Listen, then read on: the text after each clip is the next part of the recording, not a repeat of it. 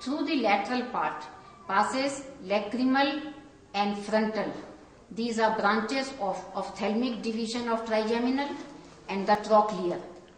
The fourth cranial nerve, the superior ophthalmic vein, and the recurrent meningeal branch of lacrimal artery, which in turn is a branch of the ophthalmic artery.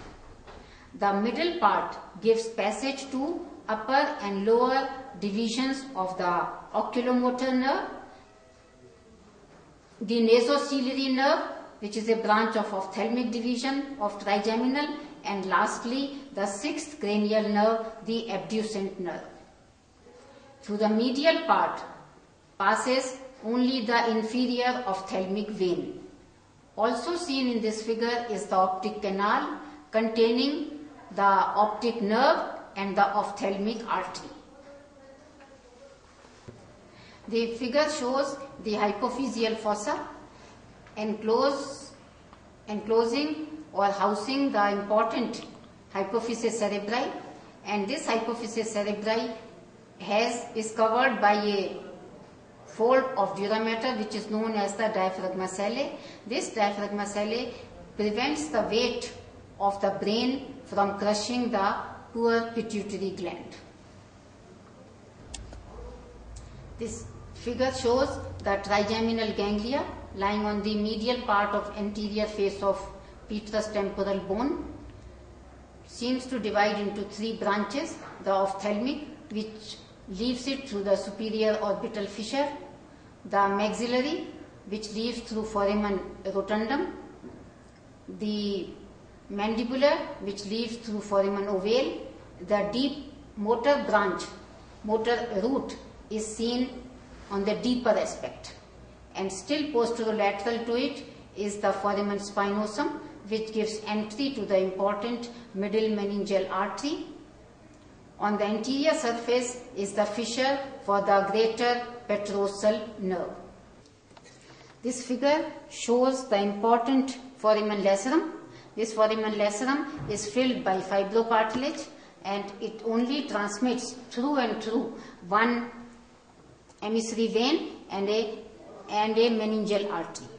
At the postero-superior end of the foramen lacerum is the upper opening of the carotid canal.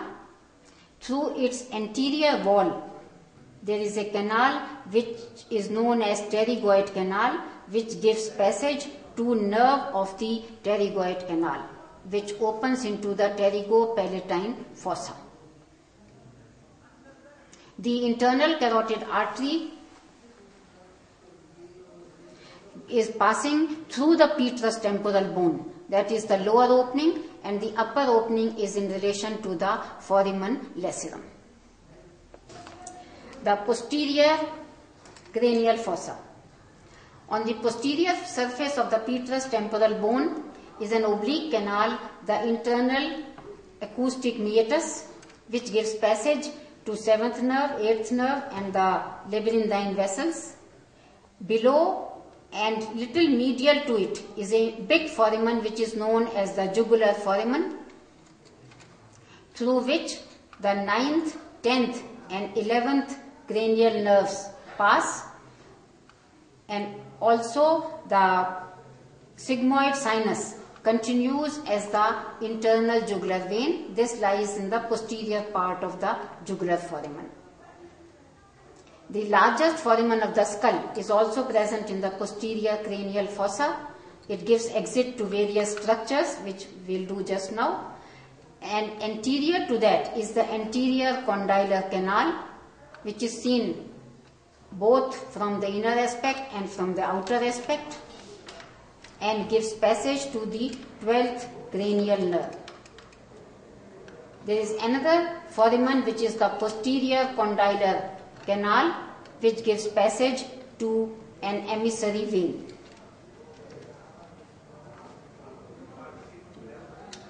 Figure 9.7. The figure shows the foramen magnum, which is narrow anteriorly and wide posteriorly. Through the narrow part, structures passing are the apical ligament, the upper band of the cruciate ligament and the membrana tectoria. Through the wider part passes the junction of the medulla oblongata with the spinal cord and its 3 meninges.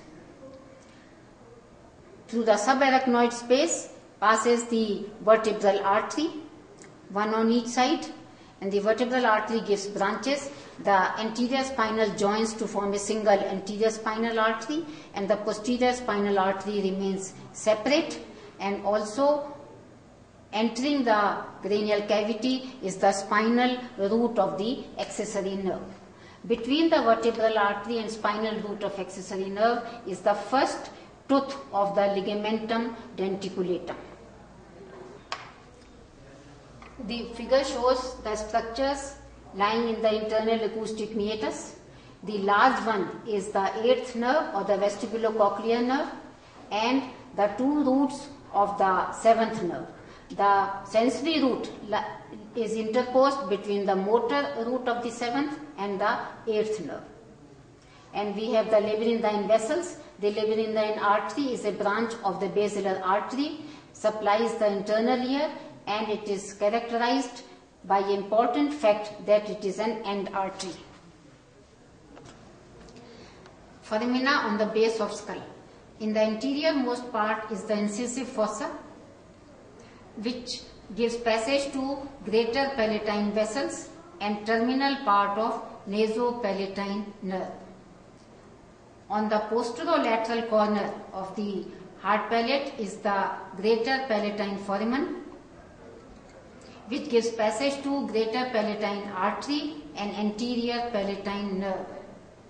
Posterior to this are 2 to 3 lesser palatine foramen, giving passage to lesser palatine vessels and posterior palatine nerve.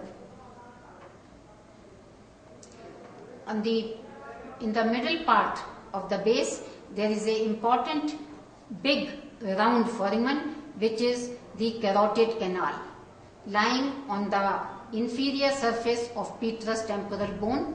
This is where it enters and then comes on the middle cranial fossa on the posterior-superior part of the jugular of the foramen lacerum. This contains the internal carotid artery accompanied by its venous plexus and sympathetic plexus. There is a nerve to pterygoid canal which is lying in the anterior wall of the foramen lacerum and contains the nerve of pterygoid canal which opens into the pterygopalatine fossa. Also seen is the palatino-vaginal canal, which is not often seen. Palatino-vaginal canal, and it gives passage to the pharyngeal branch of the pterygopalatine ganglia. Sometimes if canal is also seen, which is known as the vomerovaginal canal. Then there is the jugular fossa,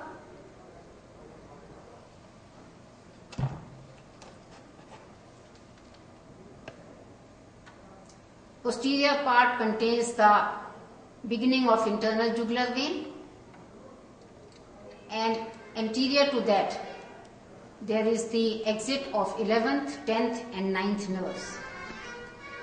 The anterior condylar canal is there, which gives passage to the 12th nerve. Important foramen, very important foramen, is the stylomastoid foramen, which gives exit to the 7th cranial nerve, and on a more posterior plane is the posterior condylar canal, which gives passage to an emissary vein. The figure shows the stylomastoid foramen through which the facial nerve exits out and goes in relation to the parotid gland.